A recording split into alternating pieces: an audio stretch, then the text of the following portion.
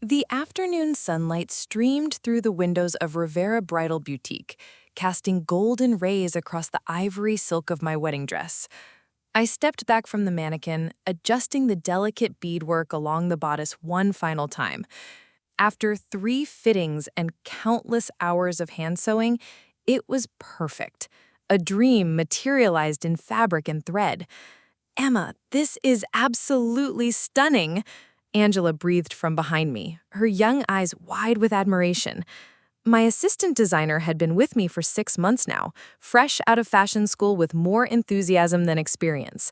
But her eagerness reminded me of myself when I first opened the boutique 3 years ago.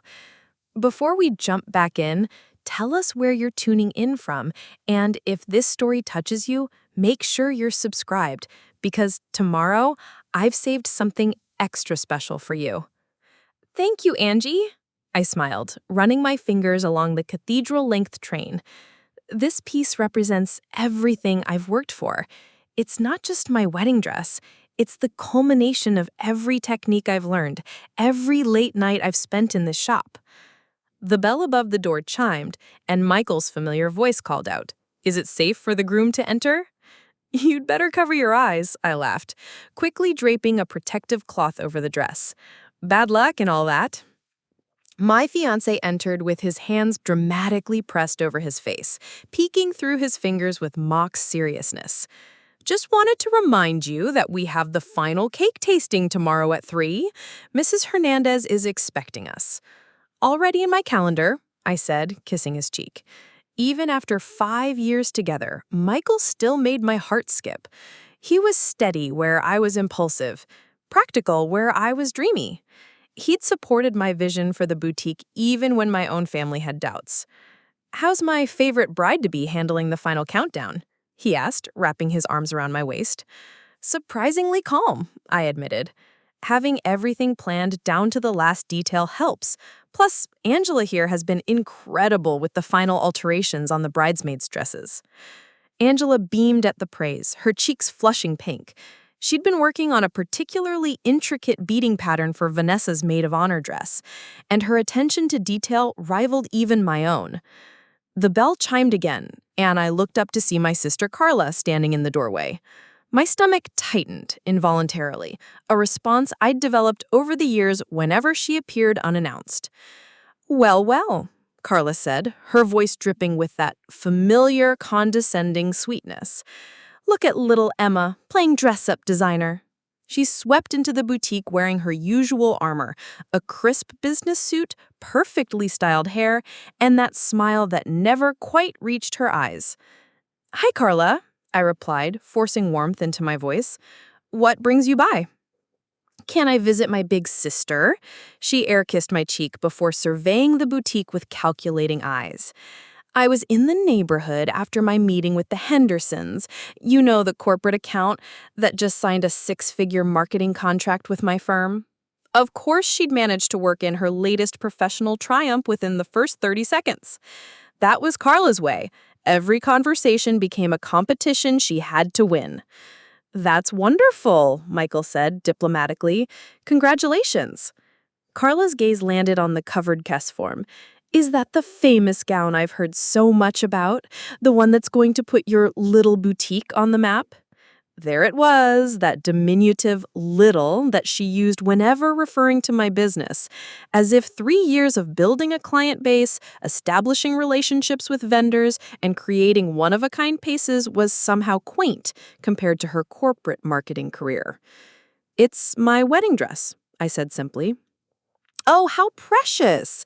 Carla moved closer to the mannequin, her manicured fingers hovering near the protective cloth, lingering just a moment too long. "Very simple and sweet." Angela shifted uncomfortably behind the counter. Even she could sense the tension radiating from my sister. "I should run," Carla continued, checking her expensive watch. "Terrence is taking me to that new steakhouse downtown, the one with the 6-month waiting list. He knows the owner." Another casual boast delivered with surgical precision. After she left, the boutique felt different somehow, as if her presence had disturbed the peaceful energy I'd worked so hard to create. Michael squeezed my shoulder. "You okay?" he asked quietly. "Fine," I lied, but the unease in my chest suggested otherwise. Just pre-wedding jitters. As I locked up that evening, I couldn't shake the image of Carla's hand on my dress or the calculating look in her eyes as she'd surveyed everything I'd built. 29 years of being her sister had taught me to recognize the signs of her jealousy, and tonight, those signs were flashing like warning lights. But I pushed the feeling aside. In 5 days, I'd be Mrs. Michael Torres, walking down the aisle in the most beautiful dress I'd ever created. Nothing, not even my sister's envy, could ruin that. If only I'd known how wrong I was. The key turned easily in the lock of Rivera Bridal Boutique, just as it had every morning for the past 3 years. But the moment I stepped inside, I knew something was catastrophically wrong. The air reeked of wine and malice. My wedding dress, my beautiful, perfect, irreplaceable wedding dress, lay in tatters across the floor like the remains of a massacre. The ivory silk was shredded, stained with what looked like red wine, and the delicate beadwork I'd spent weeks perfecting was scattered across the hardwood like fallen tears. My knees buckled. The keys slipped from my numb fingers, clattering against the floor with a sound that seemed to echo through my shattered world. This wasn't just fabric and thread destroyed. This was 3 years of building my reputation, 5 days until my wedding, and every dream I'd sewn into those carefully crafted seams. No, no, no, no, I whispered, crawling toward the destruction on my hands and knees. The wine had soaked through multiple layers of tulle, creating crimson stains that looked like blood against the pristine white. The bodice was slashed in precise, deliberate cuts. This wasn't random vandalism. This was personal. The bell above the door chimed frantically as Angela burst in, clutching her coffee cup and already talking. "Emma, I brought those fabric samples for the Henderson wedding, and I think we should consider—" Her words died in her throat as she took in the scene. "Oh my God. Emma, what happened?" I couldn't speak, couldn't breathe. The room was spinning, and all I could think about was 5 days. 5 days until I was supposed to walk down the aisle, and my dress, the centerpiece of everything, was destroyed. Angela knelt beside me, her young face stricken with horror and determination. "We can fix this," she said fiercely. "I don't know how, but we can fix this. We have to." The bell chimed again, and Michael's voice called out cheerfully, "Good morning, ladies. How are my favorite—" He stopped mid-sentence as he registered our positions on the floor, surrounded by the carnage of silk and dreams. In 3 swift strides, he was beside me, pulling me into his arms as the shock finally broke and the sobs came. Great heaving sobs that shook my entire body as the reality of the destruction settled in. Who would do this? Michael's voice was tight with controlled rage as he held me, his teacher's mind already trying to solve the problem. Did someone break in? Should we call the police? Through my tears, I noticed something that made my blood turn to ice. There, on the piece of torn silk, near the bodice, was a smudge of coral pink lipstick, the exact shade Carla had been wearing yesterday. "It wasn't a break-in," I whispered, my voice hoarse from crying. "Look," I pointed to the untouched cash register, the undisturbed jewelry display, the expensive sewing machine sitting exactly where I'd left them. Nothing else was taken. This was targeted. Angela's eyes widened as understanding dawned. Someone wanted to hurt you specifically. Someone who knew exactly what this dress meant. Michael's jaw clenched as he followed my gaze to the lipstick stain. He'd been there yesterday when Carla had visited, had seen her lingering touch on the covered dress, had noticed the calculating look in her eyes as she'd surveyed everything I'd built. "Emma," he said carefully, "you don't think—" "I don't want to think it, but yes, I think my sister did this." The words hung in the air like an accusation that couldn't be taken back. Angela looked between us, confusion and anger warring on her young face. "Your sister? But why would she—" "Because she can't stand to see me happy," I said, because everything I achieve makes her feel smaller somehow, and she spent our entire lives making sure I remember who comes first in this family. Michael gathered the least damaged pieces of the dress, his movements careful and reverent. "We'll figure this out," he promised. "There has to be something we can salvage." But as I surveyed the devastation, I knew the truth. The dress I'd poured my heart into, the one that was supposed to represent my new beginning, was beyond saving. And in 5 days, I was supposed to walk down the aisle wearing what? I need to call my parents, I said, though the thought made me sick. And the police. Even if nothing was stolen, this is still vandalism. Wait, Angela said, her voice suddenly urgent. She was crouched near the back door, examining the lock. Emma, look at this. There's no sign of forced entry. Whoever did this had a key. My heart sank further. I'd given exactly 3 people keys to my boutique: Michael, Angela, and, God help me, my sister. For emergencies, I'd told Carla when I'd handed her the key 6 months ago, in case something happens and you need to get in. Now I understood exactly what kind of emergency she had in mind. Michael pulled out his phone. "I'm calling the police." "No," I said, surprising myself with the firmness in my voice. "Not yet." Both Michael and Angela stared at me. The broken woman who'd been sobbing on the floor minutes ago was gone, replaced by someone harder, someone who'd just learned that family loyalty was a luxury she couldn't afford. If Carla did this, I continued, my voice growing stronger with each word, then she made a choice. She chose to destroy what I'd built, to sabotage the most important day of my life. She crossed a line that can't be uncrossed. "So what do you want to do?" Michael asked quietly.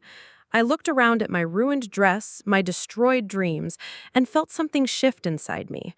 For 29 years, I'd been the good sister, the one who kept the peace, who made excuses for Carla's behavior. But this was war. "I want to be very, very sure before I destroy my sister's life in return," I said. But if she really did this, I left the threat hanging in the air, but in my mind, I was already planning. Carla thought she could sabotage me with impunity, hiding behind family loyalty and our parents' favoritism. But she'd forgotten one crucial detail. I wasn't the helpless little girl she'd grown up tormenting. I was a businesswoman with connections, resources, and, most importantly, nothing left to lose. The game had changed, and Carla had no idea what was coming for her. "She did what?" Vanessa's voice exploded through the coffee shop, causing several patrons to turn and stare. My best friend and maid of honor looked like she was ready to commit murder, her dark eyes flashing with protective fury. I'd called her immediately after surveying the damage, asking her to meet me at our usual spot, a cozy cafe 3 blocks from the boutique. Now, sitting across from her with my hands wrapped around a cup of coffee I couldn't bring myself to drink, I felt like I was confessing to a crime instead of being the victim of one. "Keep your voice down," I pleaded, glancing nervously around. "I don't have proof yet, just suspicions." "Suspicions?" Vanessa leaned forward, her voice dropping to a dangerous whisper. "Emma, your sister has been undermining you since we were in high school. Remember when she accidentally told David Martinez that you had a crush on him right before she asked him to prom herself?" The memory stung even 15 years later. David had been my first real crush, and I'd spent weeks working up the courage to talk to him. Carla had whimmed the information out of me during one of our late-night sister talks, then used it to humiliate me. Or when she told your parents you were failing calculus so they'd make you quit the fashion design internship, Vanessa continued, ticking off incidents on her fingers. Or when she convinced your college advisor that you weren't serious about business courses. "Those could have been misunderstandings," I said weakly, but even as the words left my mouth, I knew they weren't true. There had been too many incidents, too many convenient coincidences that always worked in Carla's favor. Preparing and narrating this story took us a lot of time, so if you are enjoying it, subscribe to our channel. It means a lot to us. Now back to the story. Vanessa snorted. "Emma, honey, I love you, but you have the worst case of willful blindness when it comes to your sister. She's been undermining you for decades, and you keep making excuses for her." My phone buzzed with a text from Angela. Found something. Can you come back to the boutique?" 20 minutes later, the three of us stood in my ransacked shop staring at Angela's laptop screen. She had managed to access the security footage from the camera I'd installed 6 months ago after a rash of break-ins in the neighborhood. "There," Angela said, pointing to the timestamp showing 11:47 p.m. "That's definitely her." The grainy black and white footage showed a figure entering through the back door, moving with familiar confidence through the darkened boutique. The person went directly to my wedding dress, no hesitation, no searching. They knew exactly where to find it. When the figure turned toward the camera, there was no mistaking the profile. Carla's distinctive nose, her perfectly styled hair, the sharp line of her jaw. She looked directly into the camera for a moment, and I could swear I saw her smile. "The bitch smiled," Vanessa hissed. "She actually smiled while destroying your dress?" I sank into a chair, the final piece of evidence hitting me like a physical blow. "She used the key I gave her," I whispered. "I trusted her with access to everything I'd built, and she used it to destroy me." Angela's laptop chimed with an incoming email. "That's weird," she muttered, clicking it open. "Someone sent this to the boutique's general email address." The message was anonymous, but the contents made my blood run cold. "Thought you should see this. Screenshot taken from Carla Rivera's Instagram story last night, deleted an hour later." The attached image showed Carla holding a glass of red wine, smiling at the camera. The caption read, "Sometimes you have to take matters into your own hands. Hashtag sisterly love, hashtag wedding planning, hashtag sorry not sorry." "She bragged about it," I said, my voice barely audible. "She destroyed my dress and then posted about it on social media." My phone rang, and my mother's number flashed on the screen.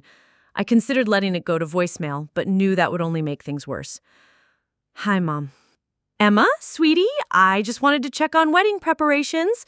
Carla mentioned she stopped by the boutique yesterday. She was so excited about seeing your dress." "I bet she was." "Actually, Mom, there's been a problem.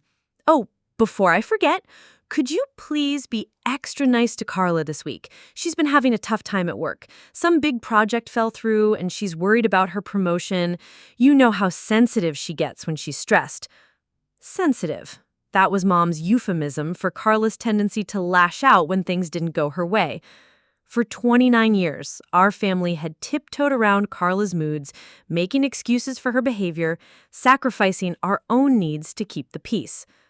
"Mom, someone broke into my boutique last night and destroyed my wedding dress." The silence on the other end stretched for several heartbeats.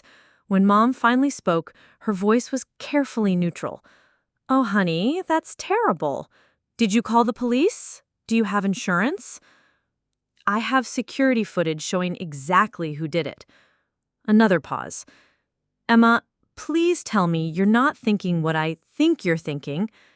And there it was, the automatic defense of Carla, the refusal to consider that her precious younger daughter might be capable of such cruelty.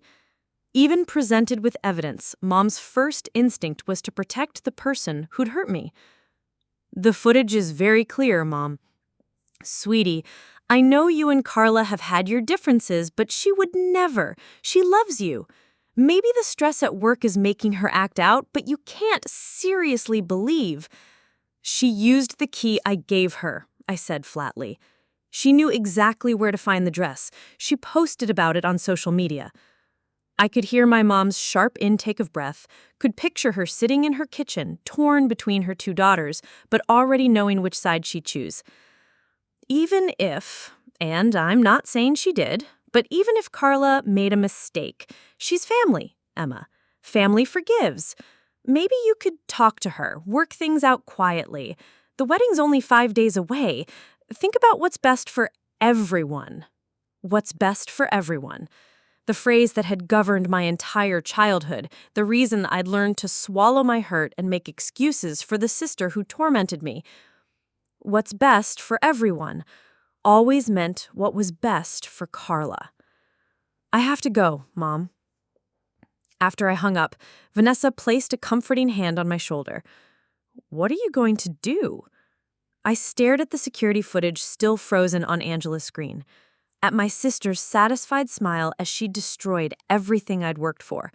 For the first time in my life, I wasn't thinking about keeping the peace or protecting family harmony. I was thinking about justice. "I'm going to call her boss," I said quietly. Vanessa's eyes widened. "Emma, are you sure? That's nuclear." So was destroying my wedding dress 5 days before my wedding. I stood up, decision crystallizing in my mind like ice forming on a winter lake. If Carla thinks she can sabotage me without consequences, she's about to learn otherwise. Angela looked between us, confusion evident on her young face. Her boss? Why her boss? "Because," I said, pulling up the contact information for Klein & Associates marketing firm, "if Carla is this reckless and vindictive in her personal life, I guarantee she's cutting corners at work too, and Mr. Klein deserves to know exactly what kind of employee he's thinking of promoting." The phone number glowed on my screen like a weapon waiting to be deployed. All I had to do was make the call that would change everything between my sister and me forever. I took a deep breath and started dialing. That night, I couldn't sleep. I lay in bed staring at the ceiling while Michael breathed steadily beside me, his arm draped protectively across my waist. Every time I closed my eyes, I saw Carla's satisfied smile from the security footage, heard my mother's voice defending the indefensible, felt the silk of my ruined dress between my trembling fingers. At 2 a.m., I gave up on sleep and padded to the kitchen where I found myself staring at Mr. Klein's business card. I'd looked up Klein & Associates online after we'd left the boutique, studying the professional headshots in corporate mission statement about integrity and marketing partnerships. The irony wasn't lost on me. My phone buzzed with a text from Vanessa. "Can't sleep either? Want to talk?" 20 minutes later, she was sitting at my kitchen table with 2 cups of herbal tea, her dark hair twisted into a messy bun and her eyes bright with the kind of determined energy that had gotten us through college finals and broken hearts. "You're having second thoughts," she said without preamble. She's still my sister," I admitted, wrapping my hands around the warm mug. "What if calling her boss destroys her career? What if she loses her job?" Vanessa set down her tea with a sharp clink. "Emma, she destroyed your wedding dress. Your wedding dress. 5 days before your wedding. If you hadn't spent the last 6 months hand-sewing backup pieces for other clients, you'd be walking down the aisle in something off the rack from David's bridal." The thought made me shudder. Not because there was anything wrong with off-the-rack dresses, but because my dress had been so much more than fabric and thread. It was the culmination of everything I'd learned, a testament to my skill, a symbol of the life I'd built. "But what if nothing?" Vanessa interrupted. "Do you remember what happened when we were seniors in college?" I knew exactly what she was referring to, but I didn't want to remember. That spring, I'd been selected for a prestigious internship with a boutique fashion house in Chicago. It was everything I dreamed of, a chance to learn from established designers, to build connections in the industry, to prove I was more than just a small-town girl with big dreams. Carla told them I was unreliable, I said quietly, that I'd probably quit when things got difficult. She called them pretending to be a concerned family member, Vanessa said, her voice tight with old anger. She convinced them that you weren't serious about the industry, that you'd applied on a whim. They rescinded the offer. The memory still stung. I'd been devastated, convinced that I wasn't good enough, that maybe Carla was right about my lack of commitment. It had taken Michael months to convince me to keep pursuing my dreams, to apply for other opportunities. I almost gave up fashion entirely because of that. I continued. If Michael hadn't pushed me to keep trying... Exactly, Vanessa leaned forward, her eyes intense. She's been sabotaging you for years, Emma. Systematically, deliberately. Every time you get close to something she thinks you deserves more, and you've let her get away with it every single time. Because she's family. So were Cain and Abel, she shot back. Look how that turned out. Despite everything, I almost smiled. Trust Vanessa to make biblical references at 2:30 in the morning. There's something else, she continued, her voice dropping. Remember my friend Jessica? She works in HR for one of Klein & Associates' client companies. I nodded. Jessica had been in our wedding planning group chat offering advice about vendors and venues. She mentioned something a few months ago about issues with their account management, specifically that someone from Klein & Associates had been promising deliverables they couldn't meet, then blaming the client companies when projects fell through. My stomach clenched. You think Carla? I think your sister has been cutting corners and playing fast and loose with professional ethics a lot longer than just this week. If she's willing to destroy your wedding dress out of spite, what do you think she's doing to people who actually pose a threat to her career? The front door opened quietly, and Michael appeared in the kitchen doorway, his hair mussed from sleep and concern etched across his features. "Everything okay? I woke up and you were gone." "Just thinking," I said, reaching for his hand as he sat down beside me. "About the call," he said. It wasn't a question. I nodded, suddenly feeling the weight of the decision pressing down on me. Is it wrong, calling her boss? It feels like I'm crossing a line I can never uncross. Michael was quiet for a long moment, his teacher's instincts kicking in as he considered his words carefully. "When I have a student who's cheating," he finally said, "I don't report them to hurt them. I report them because letting it slide hurts everyone else. The students who are doing the work honestly, the integrity of the educational system, the student themselves who isn't learning anything real." "So you think I should make the call?" "I think," he said slowly, "that you should do what protects your integrity, not what protects Carla from the consequences of her choices. She made the decision to destroy your dress. You're not responsible for what happens next. She is." Vanessa nodded emphatically. "Besides, if she's been pulling this kind of manipulation at work, her boss deserves to know. What if she's cost other people promotions, projects, opportunities? What if you're not the first person she sabotaged?" The thought hit me like a physical blow. What if there were other victims of Carla's jealousy and manipulation? What if people had lost jobs, missed opportunities, suffered setbacks because my sister couldn't stand to see anyone else succeed? "I need evidence," I said finally, "more than just the dress. If I'm going to make this call, I need to be absolutely certain, and I need proof that goes beyond family drama." "What kind of proof?" Michael asked. "Client complaints, project failures, a pattern of behavior that shows this isn't just about sibling rivalry. It's about character." I stood up, decision crystallizing in my mind. If Carla is as reckless professionally as she is personally, there will be a trail. Vanessa grinned, and I recognized the expression from our college days, the look she'd got when she'd found a particularly challenging research project. "Now you're thinking like the badass businesswoman I know you are. When do we start?" "Tomorrow morning, after I salvage what I can of my wedding dress and figure out how to create a new one in 4 days." "We'll help," Michael said immediately. "Whatever you need." "Both of you have jobs." "Emma," Vanessa interrupted, "I stood by you when Derek cheated. You helped me rebuild my catering business when that food critic nearly destroyed it with a vindictive review.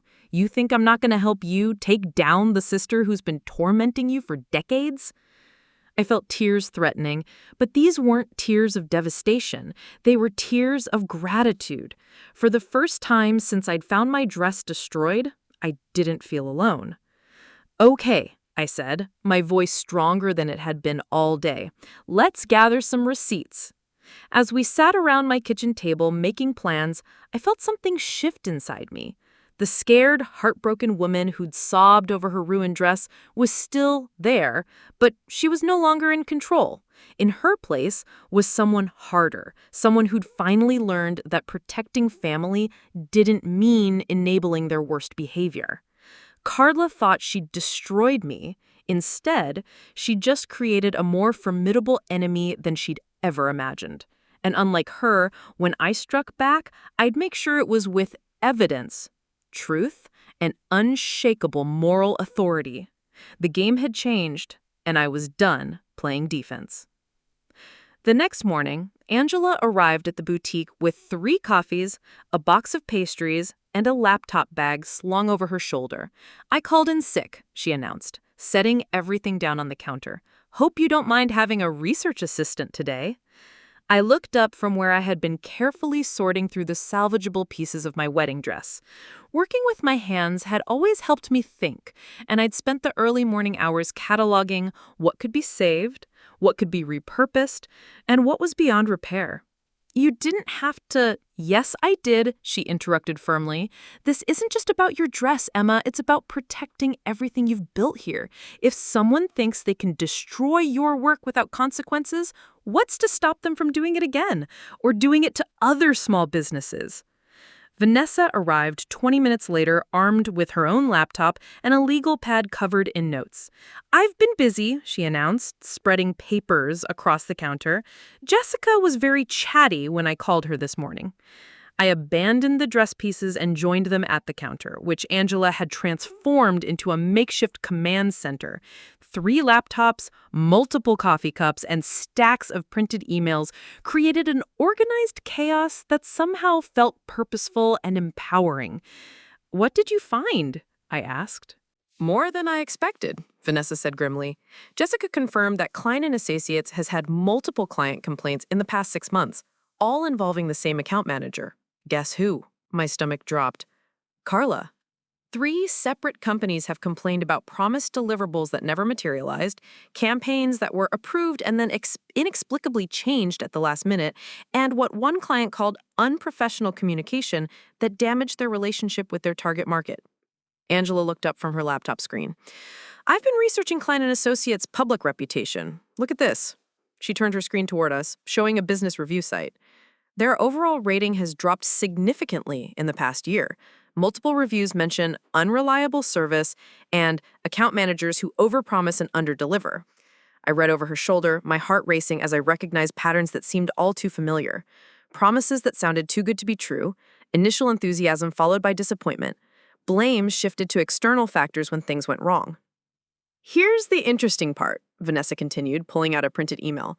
"Jessica forwarded this to me. It's from a client meeting she attended last month. The client specifically requested that Carla be removed from their account after she missed 3 consecutive deadlines and then blamed their internal team for unclear communication." "She's been doing this for months," I said, the pieces falling into place, "destroying her professional relationships the same way she's been destroying her personal ones." Angela's fingers flew across her keyboard. "I'm checking social media posts from Klein & Associates clients. Sometimes companies will subtly complain about service providers without naming names directly." She paused, scrolling through feeds. "Ooh, this is interesting." She turned her screen toward us again, showing a LinkedIn post from a marketing director at a mid-sized consulting firm. The post, dated 3 weeks ago, read, "When choosing marketing partners, remember that reliability and professionalism matter more than flashy presentations. Sometimes the person who promises the moon can't even deliver the stars. Lessons learned." "That could be about anyone," I said, but even as I spoke, I was noting the date and the company name. "Maybe," Angela said, "but look at the comments." She scrolled down to show several responses, including one from a business owner who'd written, "Agreed. We had a similar experience recently with an account manager who seemed more interested in internal politics than client success." Vanessa was already cross-referencing company names with Klein & Associates' client list. She confirmed that both of these companies are current or recent Klein & Associates clients. And based on the timeline Jessica gave me, both would have been working with Carla when these posts were made. I felt a sick satisfaction building in my chest. This wasn't just about my destroyed wedding dress anymore. It was about a pattern of unprofessional behavior that had been hurting innocent businesses while Carla climbed the corporate ladder. "There's more," Angela said quietly. She'd been digging deeper into public records and business filings. Klein & Associates lost 2 major accounts in the past quarter. I cross-referenced the dates with employee information available through LinkedIn, and both accounts were managed by... She looked meaningfully at me. "Carla," I finished. "The company's revenue dropped by 30% according to their last quarterly report. For a firm that size, losing 2 major accounts isn't just bad luck, it's a crisis." Vanessa leaned back in her chair, a satisfied expression on her face. "So let me get this straight. Your sister has been systematically damaging her company's reputation, costing them major clients, and creating enough problems that even HR departments at client companies are complaining about her. And now she's up for a promotion?" According to Mom, yes. She mentioned that some big project fell through and Carla was worried about her promotion. But Mom made it sound like it was just bad luck or office politics. More like consequences, Angela muttered, still typing furiously. Emma, look at this. She'd pulled up what appeared to be a professional complaint forum. Someone posted anonymously about a marketing account manager who takes credit for team successes and blames team members for her own failures. The details match everything we found about Carla's client relationships. I read the post, my heart racing as I recognized not just the professional behavior described, but the personal tactics I'd lived with for 29 years. The way she'd take credit for my ideas during family dinners, then later claim I was being dramatic when I protested. The way she'd promise to help with family events, then create chaos that somehow ended up being everyone else's fault. How many people has she hurt? I wondered aloud. How many careers has she damaged? How many businesses has she sabotaged? More than just yours, Vanessa said firmly. Emma, you calling her boss isn't revenge. It's damage control. If you don't speak up, how many more clients is she going to cost them? How many more people is she going to blame for her own failures? My phone buzzed with a text from Michael. How's the investigation going? Need anything? I typed back quickly. Found more than we expected. About to make the call. His response came immediately. Proud of you. Whatever happens, you're doing the right thing. Angela had printed out a comprehensive summary of everything we'd discovered. Client complaints, lost accounts, professional forums posts, social media hints, and the timeline that showed a clear pattern of deteriorating performance. The evidence was damning, and it painted a picture of an employee who was actively damaging her company's reputation. Last chance to change your mind, Vanessa said, but her voice made it clear she thought that would be a mistake. I looked around at the women who'd spent their morning helping me build a case for justice. Angela, barely out of college, who'd risked her own job to support mine. Vanessa, who'd dropped everything to help me fight back against years of sabotage. And in the background, Michael, who'd spent the night helping me find the courage to stand up for myself. Then I thought about my destroyed wedding dress, about the college internship I'd lost, about all the times I'd swallowed my hurt to keep the family peace. I thought about the Klein and Associates clients who'd been let down, the employees who'd been blamed for Carla's failures, the damage that would continue if someone didn't speak up. I'm making the call, I said, reaching for my phone. For the first time in my adult life, I was about to hold my sister accountable for her actions, and I was no longer afraid of the consequences. My hands shook as I dialed Klein and Associates' main number. The receptionist's voice was professionally cheerful when she answered, completely unaware that she was about to connect me to a conversation that would change everything. Klein and Associates, this is Jennifer. How may I direct your call? I'd like to speak with Mr. Klein, please, regarding one of his employees, Carla Rivera. There was a slight pause. May I ask who is calling and what this is regarding? I took a deep breath, Vanessa and Angela watching me intently from across the counter. This is Emma Rivera. I'm calling about professional conduct issues that I believe Mr. Klein should be aware of. Another pause, longer this time. One moment, please. The hold music seemed to last forever. I could hear my heartbeat in my ears, could feel sweat forming on my palms despite the cool morning air. This was it, the point of no return.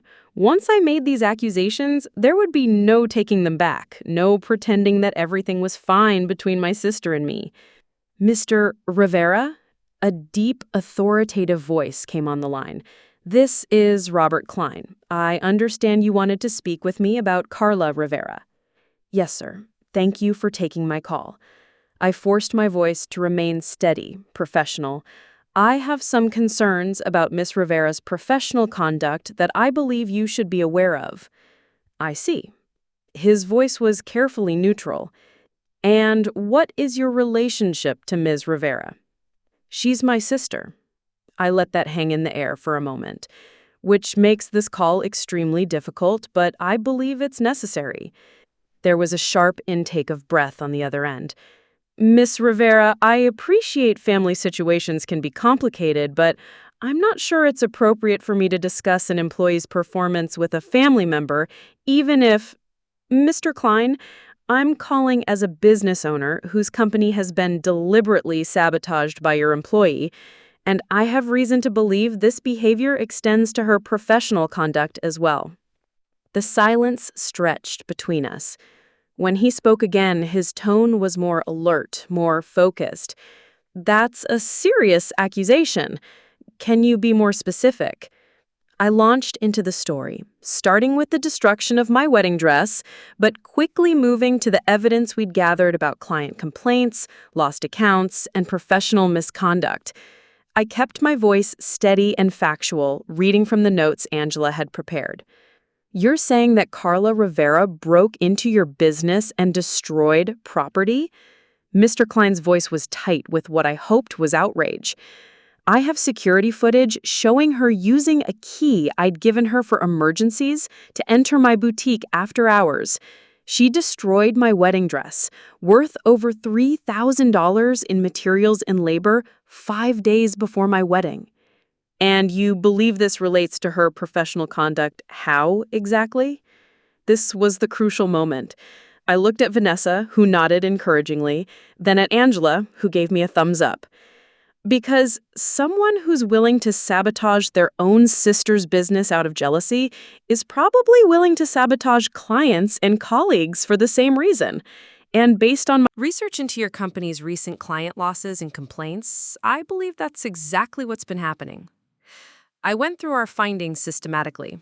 The 3 client complaints Jessica had mentioned, the 2 major accounts lost in the past quarter, the social media posts hinting at unprofessional service, the anonymous forum posts describing behavior that matched Carla's patterns. Mr. Klein was quiet through my entire presentation, occasionally asking for clarification or requesting that I repeat specific details. When I finished, the silence stretched so long I wondered if the call had been dropped. "Miss Rivera," he finally said, his voice heavy, "I want you to email me everything you just told me. Every piece of evidence, every document, every screenshot. Can you do that within the hour?" "Yes, sir." "I also need that security footage. Can you send that as well?" "Of course." "And Ms. Rivera," his tone softened slightly, "I want you to know that if even half of what you've told me is accurate, I'm deeply sorry, both for what happened to your business and for any role Klein and Associates may have inadvertently played in enabling this behavior." I felt tears threatening, but they were tears of vindication, not sadness. "Thank you, Mr. Klein. I know this puts you in a difficult position." "Actually, it clarifies several things that have been puzzling me," he said grimly. "We'll be conducting a full investigation into Ms. Rivera's client relationships and professional conduct. If your allegations are substantiated, there will be consequences." After I hung up, the boutique felt different somehow, lighter, as if a weight I hadn't realized I was carrying had been lifted from my shoulders. "How do you feel?" Angela asked quietly. I considered the question seriously. How did I feel? Scared, certainly. Sad about the final destruction of my relationship with my sister. But also, I said free, surprising myself with the word. For the first time in my life, I feel free from worrying about Carla's feelings at the expense of everyone else's. Vanessa whooped and pumped her fist in the air. "That's my girl! Finally!" My phone rang before I could respond. The caller ID showed my parents' home number and my stomach clenched. News traveled fast in our family, and if Carla had already heard from her boss... "Hi, Nom. Emma Rivera, what have you done?" Carla just called me sobbing. She said you called her boss and made up terrible lies about her. The familiar guilt tried to rise in my chest, the conditioned response to put Carla's feelings first, to apologize for causing drama, to make peace at any cost. But this time, something was different. This time, I had evidence, witnesses, and most importantly, the bone-deep certainty that I was done enabling my sister's destructive behavior. I didn't make up anything, Mom. I told Mr. Klein the truth about what Carla did to my wedding dress, and I shared publicly available information about his company's recent client problems. You destroyed her career over a dress? She destroyed my dress, Mom, 5 days before my wedding, after using the key I trusted her with to break into my business. My voice rose despite my efforts to stay calm. And it's not just about the dress, Mom. It's about 29 years of sabotage and manipulation that I've been too scared to call out because I was worried about keeping the family together. She's your sister, and I'm hers, I shot back, but that didn't stop her from trying to humiliate me on the most important day of my life. The line went quiet except for Mom's ragged breathing. When she spoke again, her voice was smaller, uncertain. Emma, please, can't you fix this? Call her boss back. Tell him you were upset and said things you didn't mean. No, Mom, I can't and I won't. I looked around at Angela and Vanessa, both of whom were nodding supportively. For once in my life, I'm not going to sacrifice my integrity to protect Carla from the consequences of her choices. After I hung up on my crying mother, I sat in the sudden quiet of my boutique, surrounded by the evidence of my sister's betrayal and my own investigation. Outside, life went on normally. Cars passed, people walked by with coffee. The world continued spinning as if nothing had changed. But everything had changed. I'd finally learned to value my own truth more than my family's comfort. I'd chosen justice over peace, accountability over enabling. And for the first time in my adult life, that choice felt right. My phone buzzed with a text from an unknown number. This is Mr. Klein. Carla Rivera has been placed on administrative leave pending investigation. Thank you for bringing this to my attention. I showed the message to Vanessa and Angela, who both broke into grins. How does it feel to be the sister who finally fought back? Vanessa asked. I thought about it seriously, taking inventory of the emotions swirling through me. Fear, sadness, anger, vindication, and underneath it all, something I hadn't felt in years when it came to my relationship with Carla. It feels, I said slowly, like the beginning of something better. Sunday family dinner at my parents' house had always been sacred, a tradition that survived teenage rebellion, college years, and even Carla's attempts to monopolize every conversation. This week, however, the familiar ritual felt like walking into a minefield. I arrived with Michael precisely at 6, carrying the tres leches cake Mom had requested and a knot of anxiety in my stomach. Carla's car was already in the driveway, polished to a gleam that somehow felt aggressive. There she is! Dad called out as we entered, his voice carrying the forced cheerfulness he used when family tensions ran high. 3 days to go, I replied, accepting his hug. Everything's on schedule. Mom appeared from the kitchen, her eyes darting between me and the hallway where voices drifted from the living room. Emma, sweetie, maybe we could have a quick word before dinner. Actually, I'm starving, I said, brushing past her toward the dining room. I wasn't ready for the lecture about family forgiveness and keeping the peace. Not today. Carla was holding court in the living room, gesturing animatedly as she spoke to our cousin Luis and his wife Maria. She looked radiant, hair perfectly styled, wearing a new dress that probably cost more than most people's monthly rent.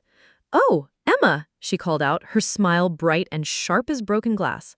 "I was just telling everyone about my promotion. It's not official yet, but Mr. Klein called me into his office Friday afternoon for what he called an important discussion about my future with the firm." My blood chilled. Friday afternoon, the same day I'd sent him all the evidence. "How wonderful," I managed, taking a seat across from her. Michael's hand found mine under the table, his fingers intertwining with mine in silent support. "The timing is perfect, actually," Carla continued, her eyes never leaving mine. "With your wedding coming up, it'll be nice to have some good family news to celebrate. Sometimes when one sister is having her moment, the other needs to step up and show she's just as successful." The passive aggression was so blatant that even Luis looked uncomfortable. But Carla wasn't finished. "I mean, it's sweet that you have your little boutique, Emma, but corporate success is really where the money and prestige are. Mr. Klein specifically mentioned that my innovative approaches to client relations were exactly what the firm needed for their expansion plans." I bit my tongue so hard I tasted blood. Innovative approaches to client relations. If only she knew how accurately she described her sabotage techniques. Mom called us to dinner, and we gathered around the familiar table laden with her signature dishes: arroz con pollo, maduros, black beans, and fresh bread.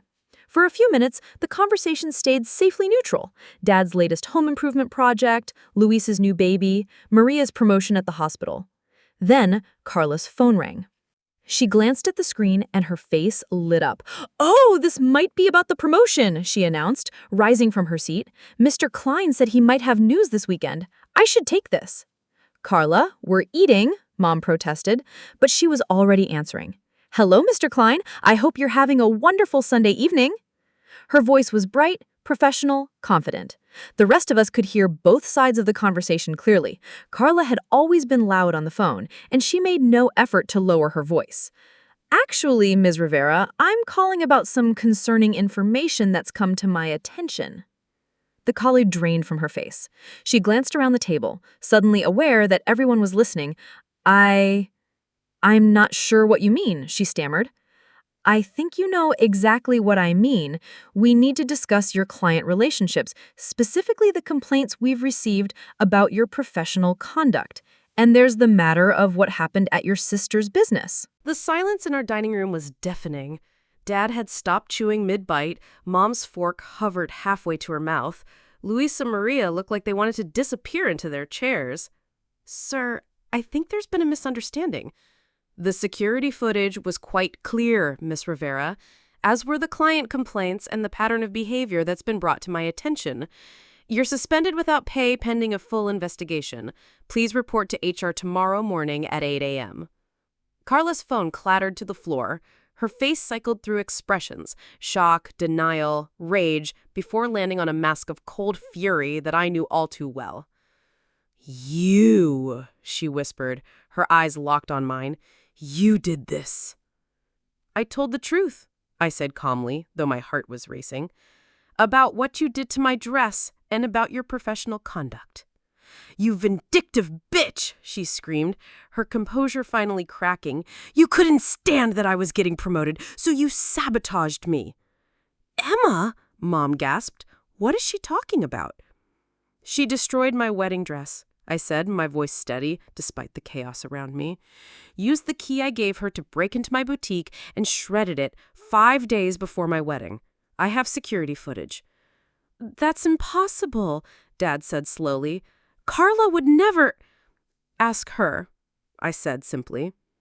All eyes turned to my sister, who stood frozen like a deer in headlights. For once in her life, she had no smooth explanation, no way to deflect blame onto someone else. "It was just a dress," she finally said, her voice small and defensive. "You can buy another one, but you've destroyed my career over a stupid dress." The admission hung in the air like a toxic cloud. Mom's face crumbled. Dad's jaw tightened with disappointment. Even Luis and Maria looked stunned by her casual cruelty. "Just a dress," I repeated softly. "My wedding dress that I spent months creating for my wedding in 3 days." Carla grabbed her purse and headed for the door, pausing only to deliver one final blow. "I hope you're happy, Emma. You've gotten your revenge, but don't expect me to ever forgive you for this." The front door slammed behind her, leaving the rest of us in shell-shocked silence. "Mija," Dad said quietly, turning to me with pain in his eyes, "why didn't you tell us? Would you have believed me?" His silence was answer enough. The morning after the family dinner explosion, I arrived at my boutique to find Angela already there, surrounded by bolts of fabric, sketches, and what remained of my original wedding dress. She'd spread everything across the main work table like a surgeon preparing for a complex operation. "I've been thinking," she said without preamble, "about what we can salvage and what we need to recreate. The good news is that most of the beadwork on the bodice can be saved. The bad news is that we essentially need to rebuild everything from the waist down." I set down my coffee and studied her layout. She'd organized the destroyed pieces by level of damage, created detailed sketches of the reconstruction needed, and even sourced replacement materials that matched the original as closely as possible. "Angela, you don't have to—" "Yes, I do," she interrupted firmly. This dress represents more than your wedding, Emma.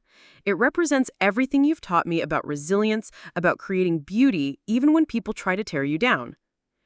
Her words hit me unexpectedly hard.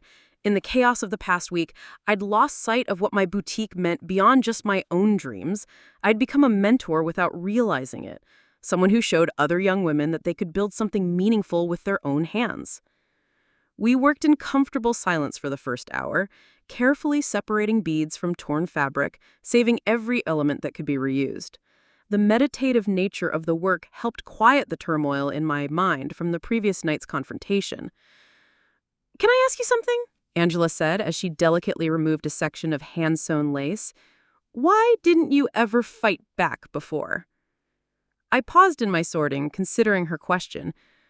Because I thought keeping the peace was more important than being right. My parents always praised me for being the easy daughter, the one who didn't cause problems. But she was causing problems. You were just the one absorbing them. Exactly, I smiled ruefully. It took her destroying something this important for me to finally understand the difference between being kind and being a doormat. The bell chimed, and Michael entered carrying a bag from our favorite deli and 2 more coffees.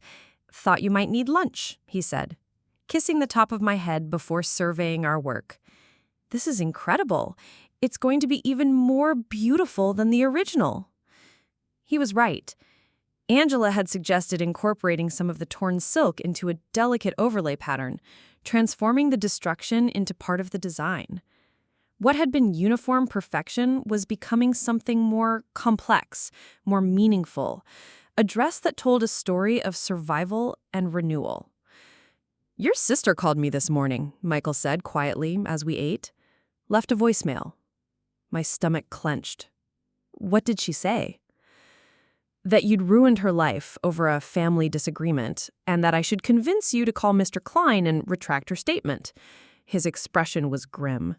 She seemed to think I'd be sympathetic to her position. "And?" "I deleted the message," he said simply.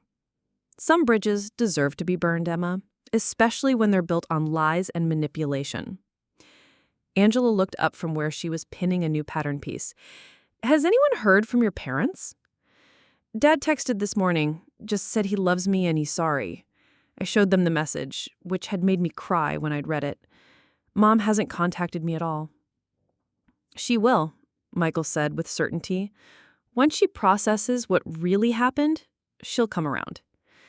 I wasn't so sure. Mom had spent 34 years managing the dynamic between Carla and me by asking me to be the bigger person, to understand that Carla was insecure, to forgive and forget for the sake of family harmony. Breaking that pattern wouldn't be easy for her. But as I watched Angela work magic with needle and thread, transforming destruction into beauty, I realized I was done being responsible for other people's comfort with the truth. We worked until nearly midnight, the 3 of us moving around each other with increasing synchronization as the dress took shape. Angela's design modifications weren't just repairs, they were improvements.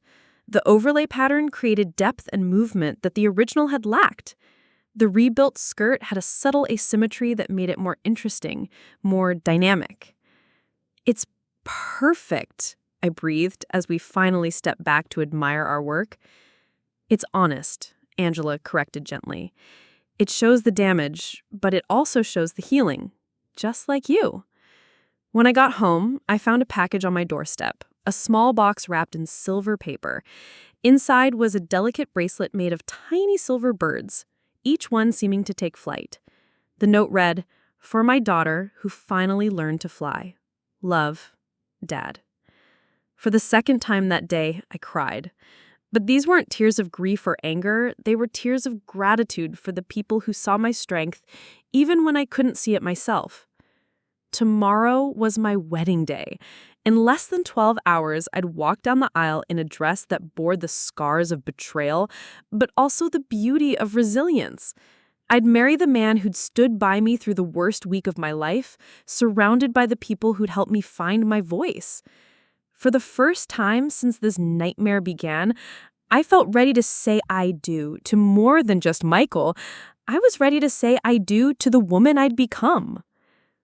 The morning of my wedding dawned clear and golden, with the kind of September light that makes everything look like it's been touched by magic.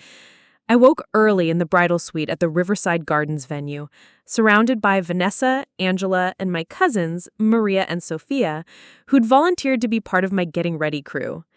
No phones, Vanessa announced, confiscating devices from everyone, including herself. Today is about Emma and Michael and their love story. Everything else can wait. I was grateful for her protective instincts. I'd already seen the missed calls from Mom and several family members, undoubtedly wanting to discuss yesterday's drama or convince me to contact Carla. But not today. Today belonged to me and Michael. Angela carefully unzipped the garment bag containing my rebuilt dress, and even in the morning light, it took my breath away. The overlay pattern we created from the torn silk caught the sunlight like scattered diamonds. The asymmetrical skirt moved like water when she lifted it. This wasn't just a dress. It was a testament to resilience. "Emma," Maria whispered as Angela and Vanessa helped me step into it. "You look like a warrior princess." As they laced the bodice and arranged the train, I caught sight of myself in the mirror. Maria was right. There was something different about how I looked today. My eyes were brighter, my posture straighter. I looked like a woman who'd fought for her happiness and won. The photographer arrived as Vanessa was putting the final touches on my makeup. She'd chosen a look that was bold but elegant. Smoky eyes, coral lips, and a subtle glow that made me look lit from within. "Tell me about the dress," the photographer said, adjusting her camera settings. "It's absolutely stunning, but there's something unique about the design." "It's a long story," I said, running my fingers along the overlay pattern. "But the short version is that it's been through some challenges and came out more beautiful than before." As we posed for getting ready photos, I found myself thinking about Carla. Part of me, the part that had spent 29 years making excuses for her behavior, wondered if she was okay, if she regretted what she'd done, if she was planning to show up today to make some dramatic scene. But the stronger part of me, the part that had learned to prioritize truth over peace, hoped she would stay away. This day was too important to be overshadowed by her chaos. The ceremony was scheduled for 4 o'clock in the venue's garden, under a pergola draped with white roses and eucalyptus. As the time approached, my wedding party gathered outside the bridal suite. Vanessa as my maid of honor, Angela as a bridesmaid, and Maria and Sophia completing the group. "Ready?" Vanessa asked, adjusting my veil one final time. I took a deep breath and nodded. "Ready." Dad was waiting for me at the back of the garden, looking handsome in his navy suit and fighting back tears. "Mija," he said softly, taking my arm, "you are the most beautiful bride I have ever seen." "Even more beautiful than Mom was?" He pretended to consider this seriously. "Well, you're definitely the most courageous bride I've ever seen." The music began, a string quartet playing the processional Michael and I had chosen together. As my wedding party walked down the petal-strewn aisle, I could see our guests turning in their seats, smiling and pointing at the unique beauty of my dress. Then it was my turn. Michael stood at the altar with his groomsmen, looking impossibly handsome in his charcoal gray tuxedo. But it was his expression when he saw me that made my heart soar. Pure joy mixed with pride and overwhelming love. The walk down the aisle felt both eternal and instantaneous. I was vaguely aware of the guests, the photographer moving to capture different angles, the beauty of the garden setting.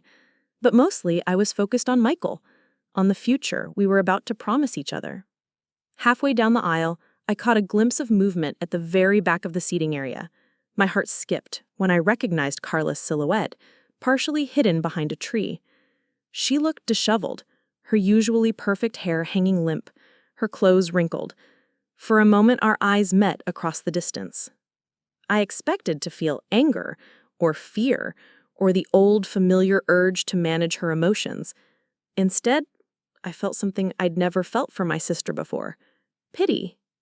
She'd destroyed her own life trying to destroy mine, and now she was watching me marry the man I loved while wearing a dress that had become more beautiful because of what she'd done to it. Her sabotage had backfired in every possible way. I looked away and continued walking toward Michael, toward my future, toward the life I'd chosen for myself. The ceremony itself was perfect in all the ways that mattered. Michael's vows made me cry happy tears. My own vows, promising to love him with the same courage and determination I'd found in myself this week, made him tear up too. When we kissed as husband and wife, the garden erupted in cheers and applause. During the reception, people kept complimenting my dress, asking about the unique design elements, telling me I looked radiant. When I caught sight of the spot where Carla had been standing, she was gone. "No regrets?" Vanessa asked as we watched our friends and family dancing under the string lights that had been hung throughout the trees. I said none, meaning it completely. This week taught me that protecting my happiness doesn't make me selfish. It makes me strong. Michael appeared at my side, wrapping his arms around me from behind. "What are my two favorite women conspiring about?" "Just admiring your wife's backbone," Vanessa said with a grin. "It's really quite impressive." As the evening wound down and we prepared for our send-off, I felt a deep sense of completion. This wasn't just the end of my wedding day. It was the end of a chapter of my life where I'd accepted less than I deserved in the name of keeping peace. The woman who'd walked down the aisle today wasn't the same person who'd found her dress destroyed a week ago. She was stronger, clearer about her values, and finally ready to build a marriage based on mutual respect and honest communication. The best revenge, I realized, wasn't destroying Carla's career or exposing her lies, though those things had been necessary. The best revenge was becoming the woman I was always meant to be, surrounded by people who celebrated my strength instead of asking me to dim it. As Michael and I drove away from the reception, my rebuilt dress carefully preserved in the back seat, I felt nothing but gratitude for the journey that had brought me here, even the parts that had nearly broken me. 6 weeks later, Rivera Bridal Boutique was busier than ever. Word had spread about the owner who'd turned sabotage into triumph, and brides were booking consultations months in advance. Angela's promotion to head designer was official, her talent finally getting the recognition it deserved. "Your sister called again," Vanessa mentioned over lunch, showing me a blocked number on her phone. I shrugged. Carla's attempts to reconcile through intermediaries had grown increasingly desperate as her unemployment stretched on. Some bridges stay burned. Dad had apologized for years of favoritism. Mom was slowly learning to see past her blind spots. My marriage grew stronger daily, built on the foundation of a woman who'd finally learned her worth. As I locked the boutique that evening, Michael's hand in mine, I felt nothing but gratitude. Sometimes the worst betrayals lead to the best transformations. I was living proof. Up next, you've got 2 more standout stories right on your screen. If this one hit the mark, you won't want to pass these up. Just click and check them out. And don't forget to subscribe and turn on the notification bell so you don't miss any upload from us.